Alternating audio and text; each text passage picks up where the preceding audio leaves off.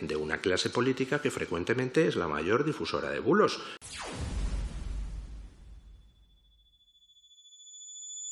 ¿Qué es desinformación? Lo primero de todo. Habría que aclarar, dado que este es el objeto de la comisión, pues ¿de qué hablamos cuando hablamos de desinformación? ¿Transmitir una noticia falsa es desinformación? ¿Publicar una noticia falsa es desinformación? Pues no necesariamente. Yo cumpliré el mes que viene 20 años de ejercicio profesional del periodismo. Jamás he tenido que rectificar ni retirar una noticia, jamás he recibido ningún desmentido, ninguna petición de rectificación, jamás me han condenado por injuriar o difamar a nadie. Pero, oiga, podían haberlo hecho. Yo no me he equivocado nunca en las noticias que he publicado, y lo puedo decir con orgullo, pero me podía haber equivocado. Hasta el mejor escribano echa un borrón, y son centenares de periodistas y medios en este país los que alguna vez han publicado una noticia falsa y la han tenido que rectificar, y eso no necesariamente es desinformación. Si un periodista o un medio publican una noticia falsa, creyendo que es verdadera, no están desinformando, están cumpliendo con su labor de informar, pero simplemente han cometido una equivocación. Por tanto, acotemos, desinformar no es publicar noticias falsas. Desinformar es publicar noticias falsas a sabiendas de que son falsas, es decir, con el objetivo no de informar a la opinión pública, sino precisamente de desinformarla. Estamos de acuerdo en que eso es la desinformación, ¿no? Y que no toda noticia falsa puede calificarse como desinformación. Fíjense que eso introduce un problema, porque claro, cuando un periodista publica, o un medio publica una noticia falsa, tenemos que entrar en el juicio de intenciones sobre si él creía, ella o el medio creía que era verdadera, o realmente tenía el ánimo de desinformar, porque eso es lo que diferencia a la desinformación de un ejercicio equivocado de la información donde alguien ha metido la pata. Pero si nos importa la desinformación, es decir, si nos importa que haya gente que transmita cosas falsas a sabiendas de que son falsas, no es por un ejercicio teórico. Siempre, de acuerdo con el objetivo de esta comisión, nos importa que haya gente que, a sabiendas, transmita noticias falsas solo en cuanto a eso pueda representar un riesgo para el sistema democrático. Es decir, si alguien se dedica a publicar en los medios, pues no sé, Colón era esquimal y nació en el año 1140 y sigue vivo en una isla del Pacífico. Eso nos importa un comino porque no afecta en nada al sistema democrático. El problema de que alguien publique noticias falsas a sabiendas de que son falsas, es decir, que desinforme, solo nos importa en cuanto que represente un riesgo para el sistema democrático, ¿verdad? ¿Cómo puede representar un riesgo para el sistema democrático? Pues muy fácil, alterando la percepción de los electores. Al fin y al cabo, el elector es una máquina de computación cerebral que recibe un input, procesa ese input y como resultado toma decisiones de voto o decisiones de aceptar o rechazar un referéndum. Si tú a ese ordenador cerebral le das información falsa, puede llegar a conclusiones equivocadas, puede llegar a votar al partido que en realidad representa lo contrario de lo que él está opinando, puede llegar a no votar a un partido porque se ha creído ciertas informaciones que son falsas. Todo eso no distorsiona la libre competencia de las opciones políticas. Ese es el riesgo del que estamos hablando. Eso puede traducirse en interferencias en procesos electorales, etcétera, etcétera. Pero fíjense que eso nos plantea una pregunta curiosa.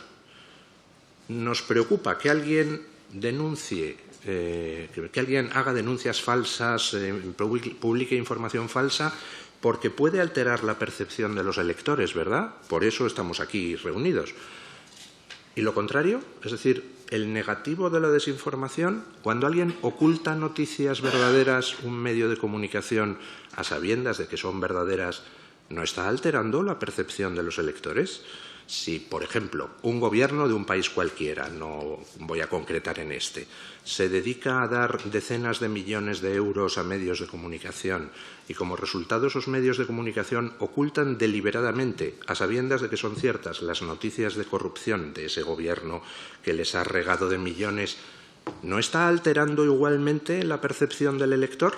¿No está falsificándole la información y, por tanto, condicionándole a tomar decisiones de voto equivocadas?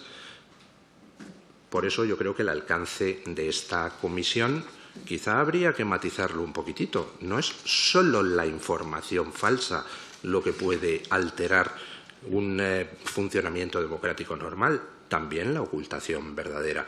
Y, de hecho, el reglamento de la Comisión de la Unión Europea aprobado en abril trata indirectamente este asunto cuando habla de la exigencia de transparencia en las subvenciones a medios de comunicación, cuando habla de la exigencia de transparencia, de objetividad en las subvenciones a medios de comunicación y cuando habla de la necesidad de transparencia de los mecanismos de medición de audiencias, precisamente para tratar de evitar que los gobiernos, con sus subvenciones, con sus ayudas, con su publicidad institucional, puedan condicionar a los medios y, como consecuencia, tener el fenómeno que les decía antes, tener medios que o bien difundan información falsa que el Gobierno quiera que se difunda o bien oculten información verdadera que al Gobierno no le interese que se difunda. Por tanto, yo creo que la Comisión debería quizá abrir un poco la mente y tener en cuenta también